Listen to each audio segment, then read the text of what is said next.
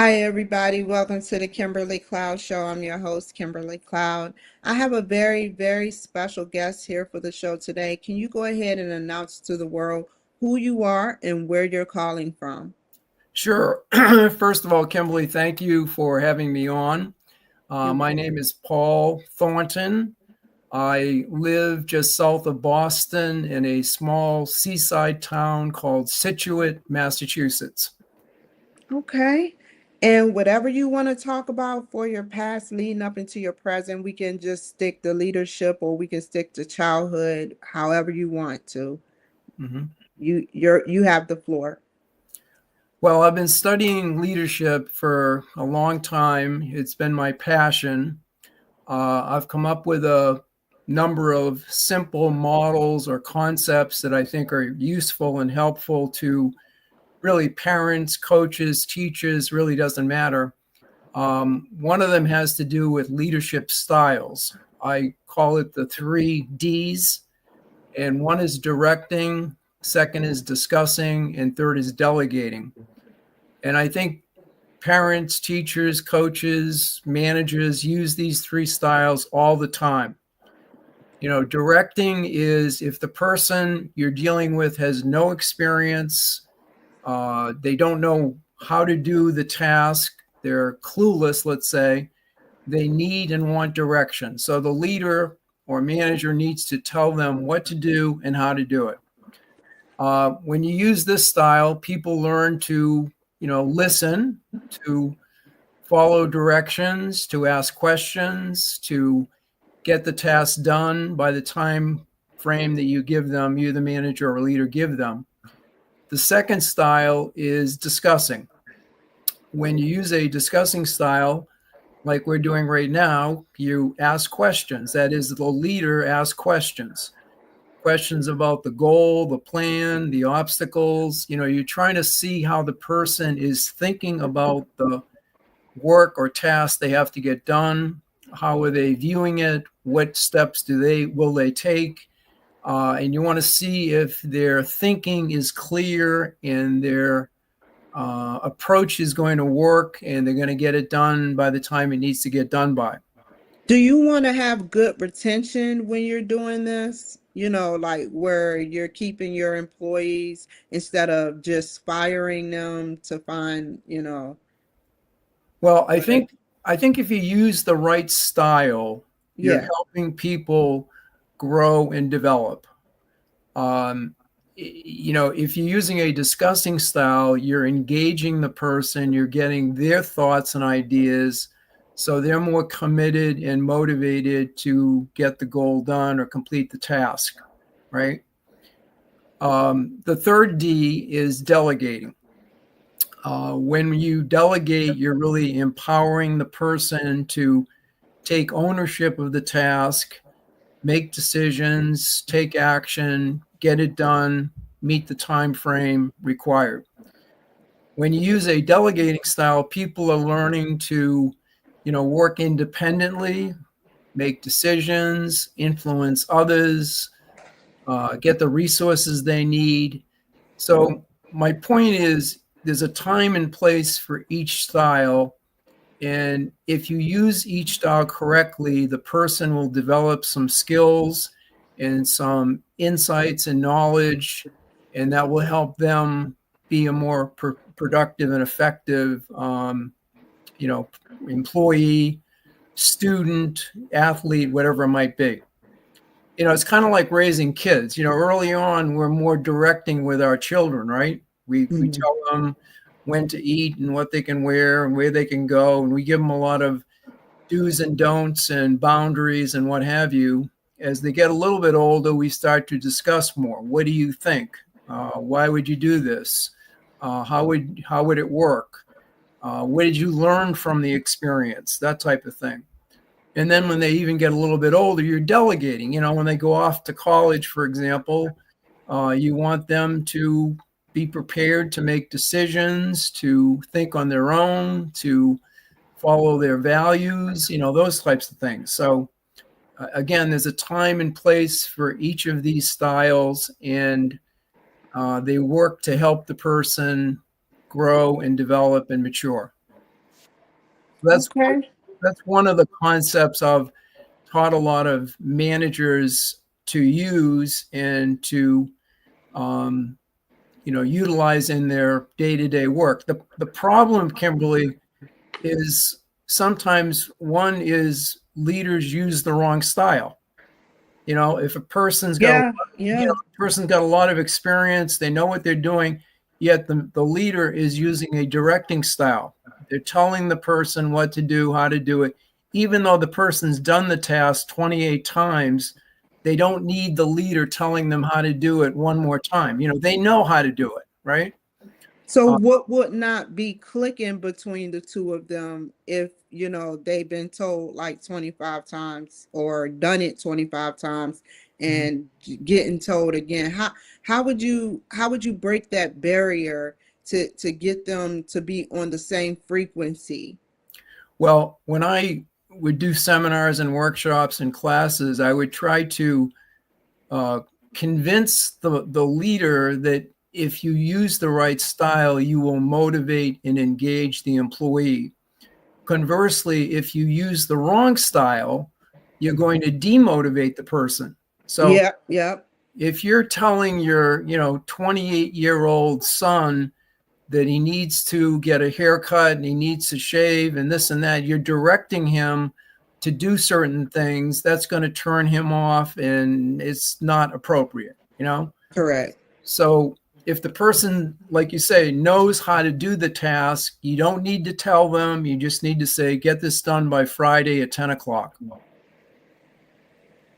Understood. So there's like no emotion or like there's the boundaries. Get this done. Mm, You're directing them. And I like,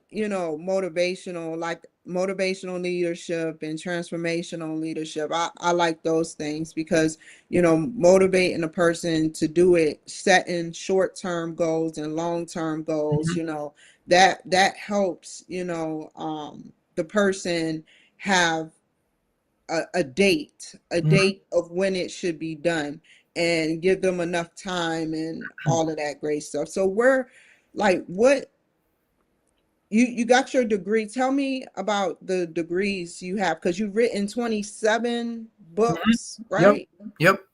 I I enjoy writing. It's a hobby, but I have written 27 books. Um, I write every day for probably a couple hours. It's something I enjoy. Um, I I got an undergraduate degree in general studies or liberal studies, and I studied psychology, political science, and management. Those are like three areas I focused in on. And then I got a master's in business, MBA degree, and then I got a master's degree in education. I And then look up to you. I'm going for my second master's too. good for you. Good for Thank you. you. And then I started a doctoral program and I took like 18 credits in that, but that wasn't doing it for me. So I'm a dropout there. Me So too. Me too. I didn't finish that. So, Yes, sir. but anyway, I'm a big believer in lifelong learning. There's lots of ways to learn, like podcasts, for example, taking courses, reading books, articles. There's all sorts of things you can do every day to expand your horizons and learn something new. So I think that's really important for everybody. Is Teacher, parent, doesn't matter. leading in regular like at a McDonald's versus corporate world, are those two different leadership styles, or should there be different leadership styles in the way you train somebody at McDonald's and treat them versus how you treat them in a corporate world? That's a good question. I think there are certain things about leadership that are fundamental, and it doesn't matter where you're leading. I Mhm. think the first thing the leader needs to get clear on is, what do they believe and value? You know, what are my beliefs and values? It doesn't matter whether I'm at McDonald's or at a big IBM or a big corporation, what do I believe in value? I got to get clear on that. And that takes a long time, to get crystal clear on your beliefs and values. And you need to then operate by those. You need to model those and be consistent in how you practice those values, right? That gives you credibility. But in terms of, the details would be a little bit different, of course, but the principles of treating people and communicating with them and motivating them and delegating or directing or discussing, those things all are the principles, I think, carry over. It doesn't matter where you're, applying them. As I say, I think these things apply whether you're a parent, a teacher, working at McDonald's or General Electric. It really doesn't matter. These core leadership principles apply wherever. And the leader is basically trying to help the person perform at a better level, right? They're trying to help them improve. They're trying to help them,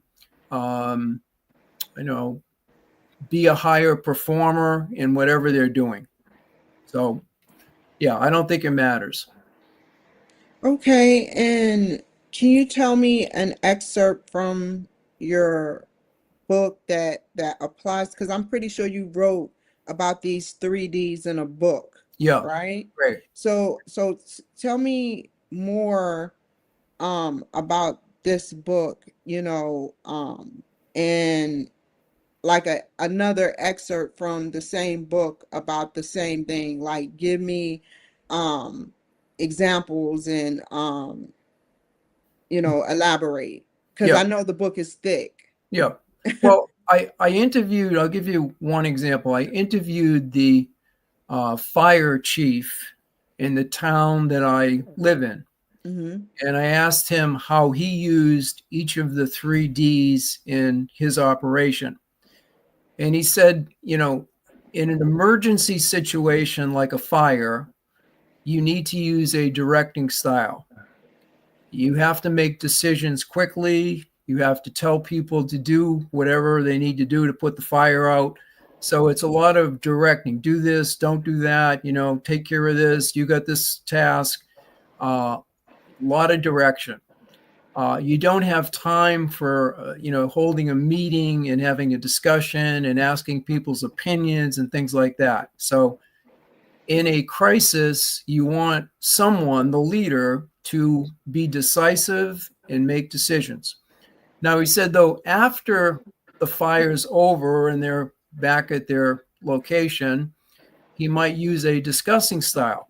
He might get all of the crew together and have a discussion about what worked, what didn't work, what can we learn, what changes do we need to make next time, etc. So he's using discussing there. Delegating, if he's got some special project that needs someone to work on. First thing he said, he considers people's interests and he tries to get someone who's interested in a particular area. If that's what, the task is, he will talk to that person and then delegate the task to them because he knows they have some skills and they have some interest in doing it. And, that's what he does. So he could come up with a lot of different examples of how he uses each style depending on the situation and the factors and the urgency of getting things done. So that was one example. Okay, very good. Well said, by the way. Also wanted to know about Toastmasters. For those who do not know about Mhm. Toastmasters, can you tell me a little bit? I know what it is, but can you tell me a little bit about it? Yeah, it's an organization that's great. It helps people become better presenters. Um, I was never formally a member. I have attended a couple sessions. I was asked to speak at one, but it is a great program, and they go through a lot of the steps that you need to take to become an effective presenter. Like making eye contact with the audience, using gestures, having a well-organized talk that or point that you're trying to make, using appropriate examples. But I think the real good thing about it is they give you an opportunity to practice. Each meeting they have a number of people get up and speak, and after they speak they get feedback from various people in the audience, and again, that's how we learn. So Yeah. if you want to become a better presenter, better speaker, you need to practice like anything, tennis, hockey, whatever skill you're trying to get better at, you need to practice, get feedback, reflect on it, make some changes, and keep getting better and better. I'm sure the first podcast you did or the podcast you do these days is better than the first one you did, you know? Exactly. Yes, And for yes. everybody, I mean, I'm no different. I was a college teacher, and my first class was awful. I was terrible, but I worked at it and got feedback and kept, um, I was motivated to find out what I needed to do to really have a great class and really hit home runs in class and what have you. So I kept working at it and eventually got there. I see somewhere where you received a United Technologies Award for extraordinary management effectiveness twice. Tell Mm-hmm. me about that award and what does it mean to you? Well, it was unfortunately I was involved. I was in human resources, and I was involved in a significant layoff that the company was having. Um, we had to have a reduction because Boeing was one of our big customers, and they were having a cutback in the number of orders for us, and it was major. So we had to cut, let's say, 200 engineers.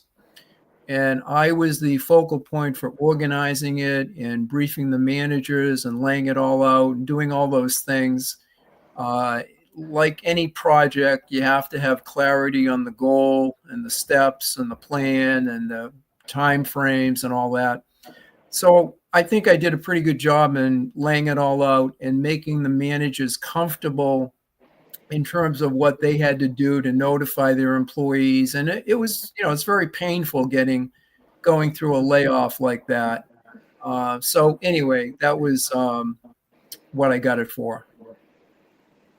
Tell me about your first management and leadership course that you taught and how many people was there and how did you get over that first hurdle of teaching? Mm-hmm. Because I have a problem with public speaking myself and I want to make sure that I learn from what you have to tell me. Mm-hmm. Yeah. Good question, Kimberly, and it's something everyone needs to work at and get better and better at. Um, I found that I had to think about what is the one big idea I want to get across. First time I taught, I was trying to cover way too much. I was, racing through it. I wasn't taking my time. I didn't have good visual aids, and I was not engaging the audience as much as I should. Hmm. So what I learned is this idea of having a big idea. When I go into a leadership class, I might think about what is the one big idea I want to cover today, like the 3Ds. I might say, okay, I want to cover these 3 styles. And that's my big idea. That's what I want to get across. So when students leave the class, I want them to have an understanding of each style and when to use each style. So then I got to think about, how am I going to develop the points? What examples, stories, metaphors, visual aids, what am I going to do to explain it so it's clear and relevant and they understand it? Including, I would often use a lot of role playing in my classes. So getting them to practice Like we talked about before, practice is important, but getting them to practice, okay, you're the manager, you're using a directing style, you need to direct your employee to do X, Y, Z, and, just a little role play to get them practicing it, and then talk about how did it go, what worked, what didn't work, what communication breakdowns might have occurred. So anyway, that's kind of was my evolution of I was trying to cover way too much initially, and then I figured out, no, I need to cover like one or two major ideas in the class and have good examples and good, stories to tell and have some application. How can I have them apply it so they can learn it? You make it sound like you recorded it and actually rewatched it, or did you just off your brain remember the whole session and just did it, the plan, made a plan for it? Yeah. Well, let me tell you what one thing I do, which I think is very important. I would invite various people in to observe me teaching the class. For example, I invited the theater professor. I invited the director of teacher effectiveness at my college to come in and observe me, my dean, my boss, and I wanted them to observe me teaching a class. And then afterwards, I would sit down with them and discuss what did I do well? What could I have done differently? How could I have handled this question maybe a student asked? So I would get their observations and their feedback. And some of it I said, yep, you're right. I need to do that differently. And sometimes I said, nah, I don't quite agree with that. I'll think about it, but I'm not going to, immediately change based on what they said. But Did you practice yourself? Like oh yeah, actually okay, practice. Okay. yep. I used a lot of PowerPoint slides in my presentation. So in preparing for my classes, I would have my slides all laid out.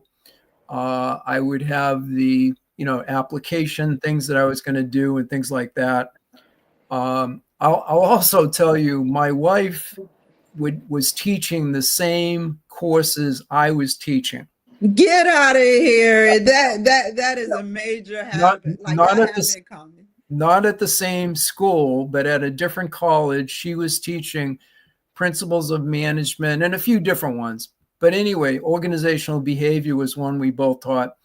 But anyway, she and I would have a lot of discussions about how do you cover this topic? What do you do in terms of case studies or role plays, or what points do you make? So we would have a lot of discussion back and forth, and that gave me additional information about what I maybe could do in my class differently, and I think I helped her a little bit too, what she could do in her class differently. So that was kind of a unique benefit that I had, that extra feedback I could get from my wife. So, Where well said, and that is awesome. Where do you see yourself going in the future? well, I write a lot, as we've said. I write articles. I write a monthly article for Smart Brief on leadership, and I see. I write books and other things. And I speak at a few conferences per year, and I do a training program at a company here and there, not that often. So I kind of see myself continuing to do that. I'm always trying to improve the books I'm writing in terms of the clarity and making an impact on the reader. So I'm always trying to learn there, and doing podcasts. I'm trying to get some messages out there that I think will help people be more effective and successful in doing their job. And I think I have some tools and techniques that will help them. So that's what I'm I, trying to do. I like how you put your favorite question is at am I adding value? Tell Yeah. me about what you mean by that. Well, I think anytime I'm in a meeting or in a family gathering, in a discussion with a bunch of colleagues, I'm thinking about, am I adding value to the discussion? Am I helping the group define the problem or establish the goal or look at it from a different angle? Am I helping them see things more clearly, or not? Maybe I'm not. So that kind of motivates me to think about, what can I do in this situation to, like I say, add value to the clarity, the way people are thinking about it. So that's kind of the way I use that. Well said. And your comment, be a leader, make a difference. Mhm. Some people don't understand what that means. You can make, I believe in my own words is you make a difference, being a leader. Can you elaborate on what that means to you? Yeah, good point, Kimberly.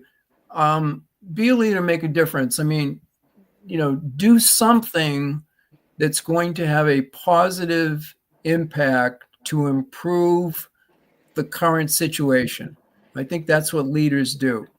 So rather than just sit back and say nothing, or hold back on what you're thinking, speak up, make a point, say something that will be positive and helpful and encouraging. So that's what I'm kind of getting at. Don't hold back. Don't regret it later on. Like, a day later, it's like, oh, I should have said something in this meeting, but I kind of, I don't know, I was afraid, or I didn't want to, or I don't know, they have some excuse. So be a leader, make a difference, add value, speak up, contribute, share your ideas. Yeah, and do that, and you will be, taking a leadership role. Sometimes we take leadership roles in very small ways, and other times they're big ways, you know? So, And how can the people reach you? Unfortunately, we're out of time. How can the people reach you? okay, I am very active on LinkedIn, so they can find me there. Just put my name in. I also have a number of books you mentioned earlier that are on Amazon, and they're all very short. I write short books, like 80 to 100 pages, most of them. I, again, try to cover one or two big ideas in my books. So if you want to learn more about some of these ideas, namely the 3 Ds we talked about, I have a book on that you can get. And they're all very inexpensive, like $4.99. They're not expensive books, so you can read them quickly. I'm sure you'll get something out of it. So that's another way to learn more about me. Very good mental critical thinking. So I want to thank everybody. Stay on the line, Mr. Thornton. I want to thank everybody for joining my show today. Y'all take care, be safe, and I'll see y'all guys next time. Never waste my time.